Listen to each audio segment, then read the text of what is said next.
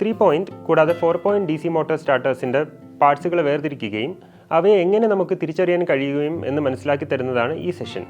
എല്ലാവർക്കും ഈ സെഷനിലേക്ക് സ്വാഗതം. ഈ സെഷൻ നിങ്ങൾ പഠിക്കുമ്പോൾ നിങ്ങൾ മനസ്സിലാക്കുന്നത് എന്താണ്? 3 പോയിന്റ് ആൻഡ് 4 പോയിന്റ് സ്റ്റാർട്ടർ എങ്ങനെയാണ് ഡിസ്മാൻഡിൽ ചെയ്യുന്നത്, 3 പോയിന്റ് സ്റ്റാർട്ടർ എങ്ങനെയാണ് ഐഡന്റിഫൈ ചെയ്യുന്നത്, 4 പോയിന്റ് സ്റ്റാർട്ടർ എങ്ങനെയാണ് ഐഡന്റിഫൈ ചെയ്യുന്നത്. ആദ്യം നമുക്ക് 3 പോയിന്റ് സ്റ്റാർട്ടർ എങ്ങനെയാണ് ഐഡന്റിഫൈ ചെയ്യുന്നതെന്നും ഒരു സ്റ്റാർട്ടർ ഡയഗ്രാം എങ്ങനെയാണ് വരയ്ക്കുന്നതെന്നും നോക്കാം. Insulated combination player, double ended spanner set കൂടാതെ സ്ക്രൂ ഡ്രൈവർ എന്നിവയെല്ലാം നമ്മൾ ഉപയോഗിച്ച് 3 പോയിന്റും 4 പോയിന്റും സ്റ്റാർട്ടേഴ്സ് ഒബ്സർവ് ചെയ്തതിനു ശേഷം ഇൻപുട്ട് പവർ സപ്ലൈയിൽ നിന്ന് നമ്മൾ കണക്ഷൻസ് എല്ലാം ഡിസ്കണക്ട് ചെയ്യേണ്ടതാണ്.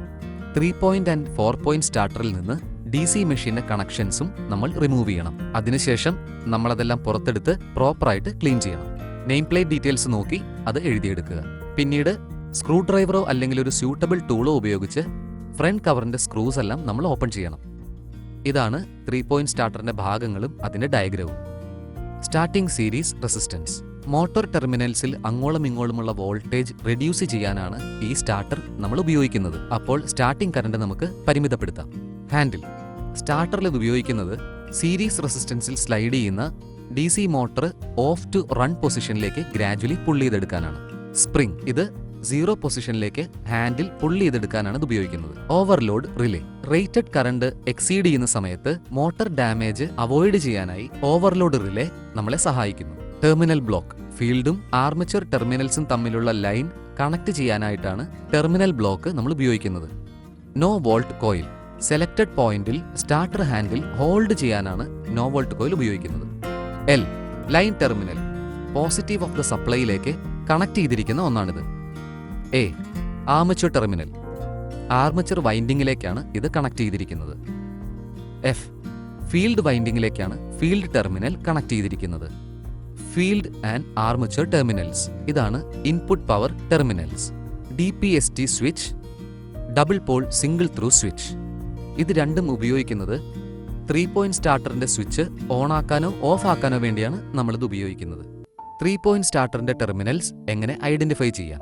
സ്റ്റാർട്ടേഴ്സ് ഹാൻഡിലേക്ക് സീരീസ് ടെസ്റ്റിംഗ് ബോർഡിന്റെ ഫസ്റ്റ് ലീഡ് നമ്മൾ കണക്ട് ചെയ്യുക.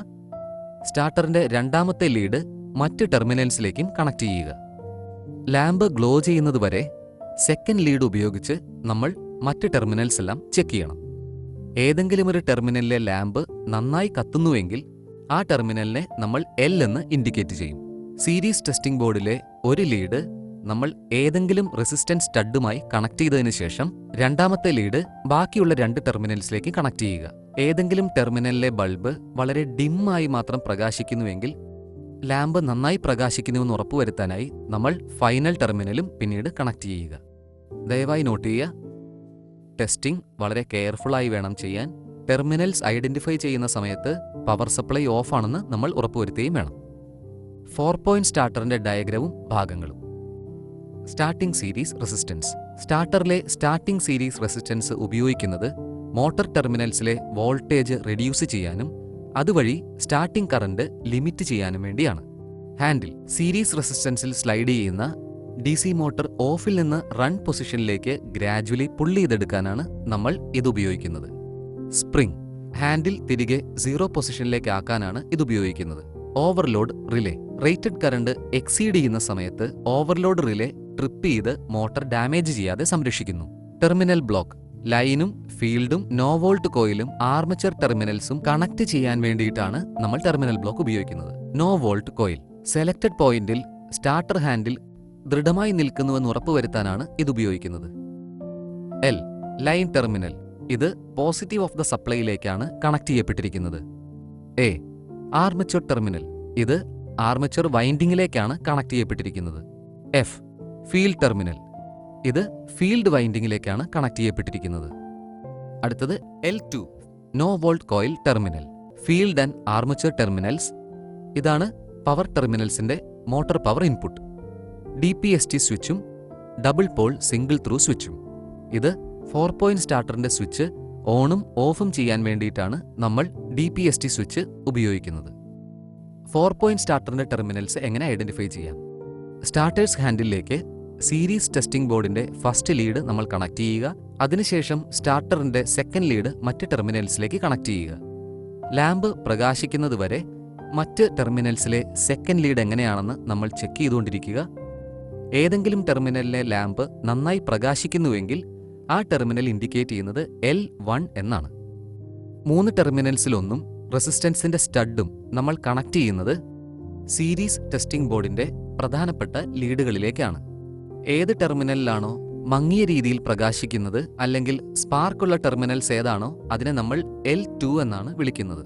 സീരീസ് ടെസ്റ്റിംഗ് ബോർഡിന്റെ ഒരു ലീഡ് ഏതെങ്കിലും റെസിസ്റ്റൻസുമായാണ് നമ്മൾ കണക്ട് ചെയ്യേണ്ടത്. കൂടാതെ സെക്കൻഡ് ലീഡ് മറ്റ് 2 ടെർമിനൽസിലേക്ക് നമ്മൾ കണക്ട് ചെയ്യണം. ലാമ്പ് പ്രകാശിച്ചാൽ അതിനെ നമ്മൾ F എന്ന് മാർക്ക് ചെയ്യും. ഏറ്റവും നന്നായി പ്രകാശിക്കുന്ന ടെർമിനലിനെയാണ് അങ്ങനെ മാർക്ക് ചെയ്യാറ്. ബാക്കിയുള്ള 4ാമത്തെ ടെർമിനലിനെ നമ്മൾ ആർമച്ചർ ടെർമിനൽ എന്ന് വിളിക്കും, അതായത് A ടെർമിനൽ. റീക്യാപ്പ്: 3 പോയിന്റ് സ്റ്റാർട്ടറിന്റെ ഭാഗങ്ങൾ: resistance bank, handle, spring, overload relay, terminal block, no volt coil, line terminal, field terminal, armature terminal.